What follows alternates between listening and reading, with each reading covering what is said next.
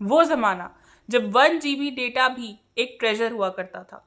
वो ज़माना जब अगर तुम्हारी मम्मी ने तुम्हें कोई काम दिया है, तुम उसे ख़त्म करके घर वापस आ जाते, लेकिन उसके बावजूद भी यूट्यूब का वो वीडियो लोड होने में बहुत टाइम लेता था, या ये बोलूँ कि लोड ही नहीं हुआ होता था।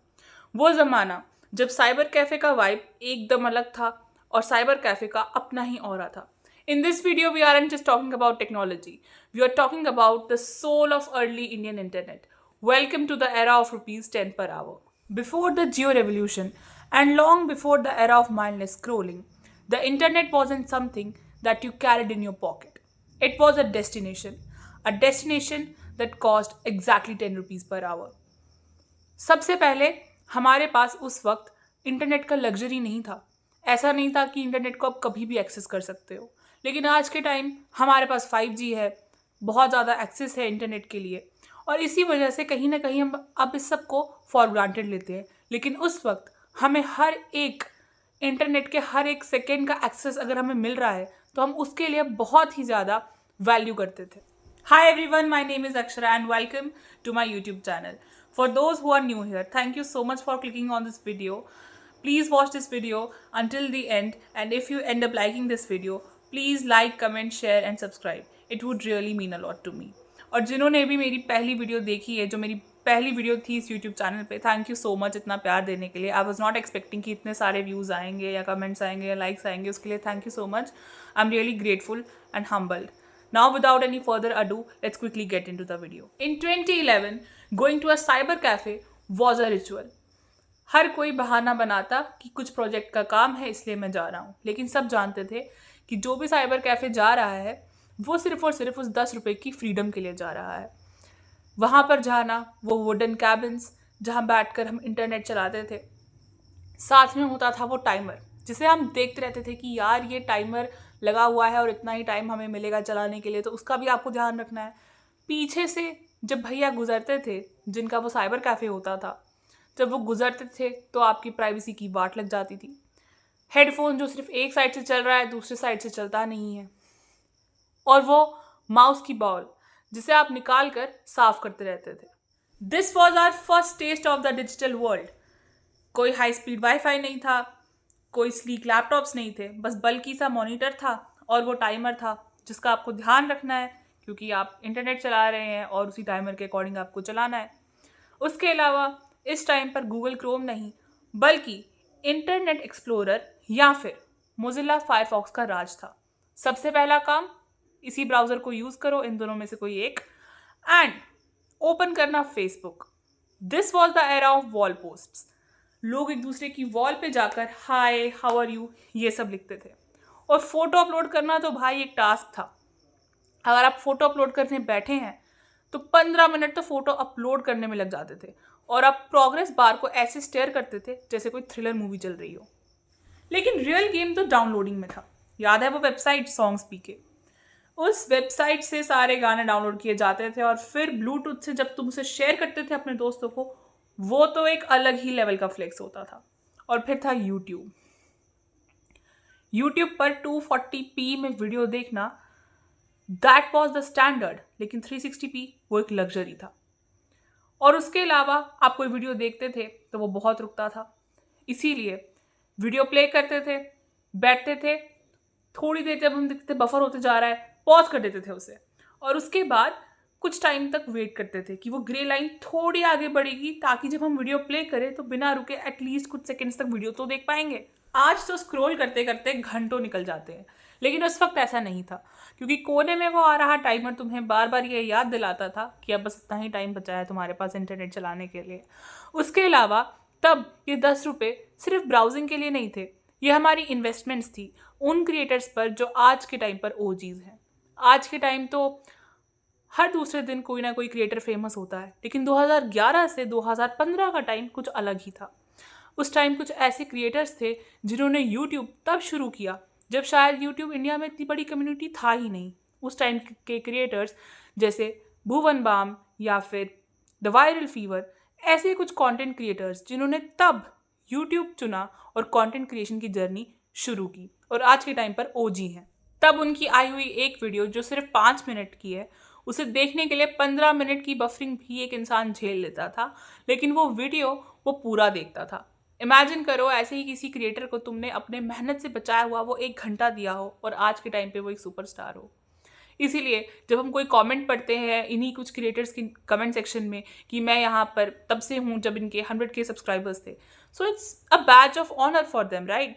कि एक फ्लेक्स है कि मैंने इस इंसान में तब पोटेंशियल देखा जब दुनिया शायद इतना सपोर्ट नहीं कर रही थी इसे, बट दुनिया के ये रियलाइज करने से पहले कि दिस गाय हैज़ पोटेंशियल, मैंने वो पोटेंशियल कहीं ना कहीं देखा था।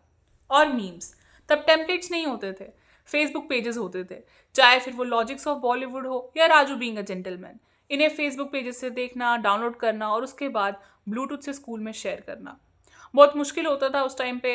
ये सारी चीज़ें ढूंढना, उसके बाद इन्हें शेयर करना या डाउनलोड करना, लेकिन कहीं ना कहीं तब हम इस सब को कंज्यूम नहीं करते थे बल्कि चेरिश करते थे। और फिर आता है साल 2016, एक ऐसा साल जिसने इंडिया की डिजिटल डेस्टिनी हमेशा के लिए बदल के रख दी। जियो सिम, द जियो रेवोल्यूशन, जिसके बाद इंटरनेट सबकी जेब में आ गया।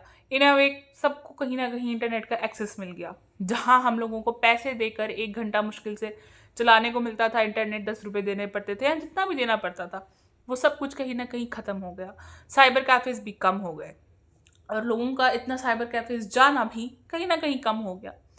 और इस साल जहाँ पे हम वीडियोस देखने में हमें इतना ज़्यादा स्ट्रगल करना पड़ता था, सीधा हम 240p से 1080p और अब तो हम 8K तक आ चुके हैं। उसके अलावा अनलिमिटेड कॉल्स हों, चाहे वो वॉइस कॉल्स हों, अनलिमिटेड वॉइस कॉल्स हों या इंटरनेट हो, सब कुछ अनलिमिटेड हो गया और आज तो हमारे पास 5G भी है। और सिर्फ यही नहीं बदला, इसके अलावा हमारे टीवीज़ बदल गए। पहले वो डब्बे वाले टीवी थे, फिर आ गए स्मार्ट टीवी। आज के टाइम तो हमें ये भी याद नहीं रखना पड़ता है कौन सी फिल्म कब आ रही है, क्योंकि पहले हमें याद रखना पड़ता था कि ये चैनल नंबर ये वाला है वगैरह वगैरह वगैरह। आज के टाइम हमारे पास अनगिनत OTT प्लेटफॉर्म्स हैं।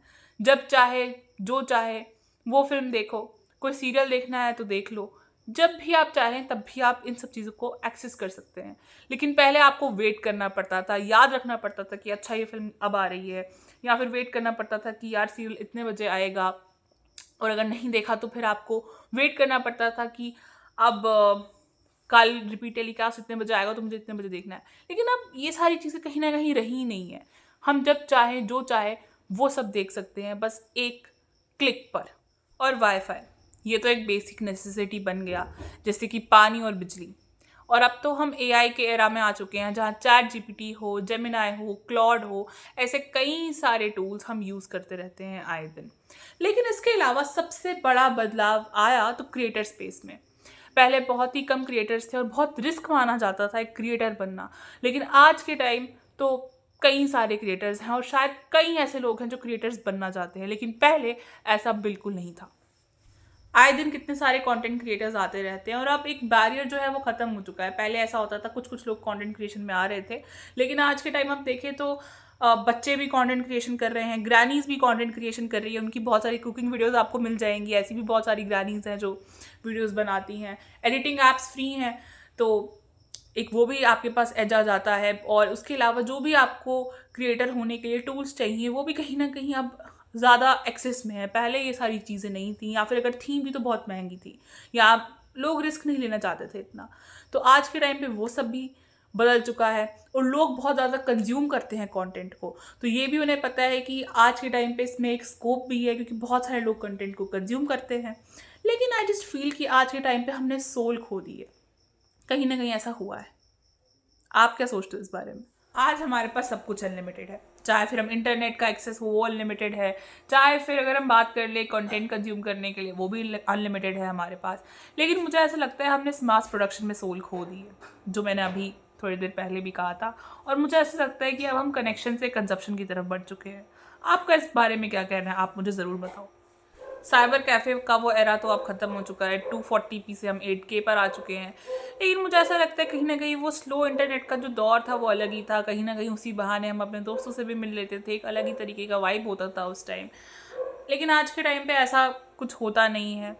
और कहीं ना कहीं हम पेशेंस भी लूज़ कर चुके हैं। पहले के टाइम पे यू हैड टू वेट, लेकिन आज के टाइम पे आपको कुछ वेट करने की ज़रूरत नहीं है, बस एक क्लिक किया हर चीज़ हो जाएगी, चाहे ब्लिंकिट हो, स्विगी हो, या कपड़े लाने हो ऑनलाइन, कुछ भी करना है तो एक क्लिक में हो जाएगा। इंटरनेट ने हमारी लाइफ कहीं ना कहीं ईजी तो कर दी, पर कहीं ना कहीं हमसे कुछ चीज़ें छीन भी ली, जैसे सोशलाइज करना आज के टाइम पे कम हो चुका है।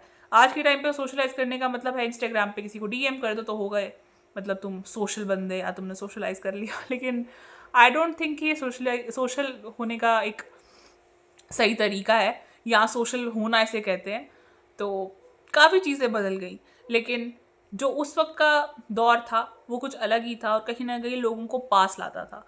आज के टाइम का जो ये दौर है कहीं ना कहीं लोगों को दूर ले जाता है। सिर्फ आप देखो, अब आसपास आपके दोस्त वगैरह होंगे, इंटरनेट यूज़ कर रहे हैं, स्क्रॉल करते जा रहे हैं, लेकिन instead of having a real conversation उनको लगता है कि भाई हम चैट जीपीटी से बात कर लेते हैं और उससे हम पूछते हैं कि क्या हो रहा है क्या नहीं हो रहा है। भाई तेरे सामने तेरा दोस्त बैठा है, उससे कुछ बात कर ले, लेकिन नहीं, एआई से बात कर लेते हैं बैठ के। तो कितना डिफरेंस आ गया तब से लेकर अब तक। और इसी के साथ अब हम आ चुके हैं इस वीडियो के एंड पर। अगर आपको ये वीडियो पसंद आई तो प्लीज़ इस वीडियो को शेयर करो, इस वीडियो को लाइक करो, कमेंट करो, अपनी यादें बताओ कमेंट सेक्शन में, मुझे फीडबैक दो इस वीडियो पर कि आपको ये वीडियो कैसी लगी। Till then I will see you in the next one. Thank you so much for watching this one.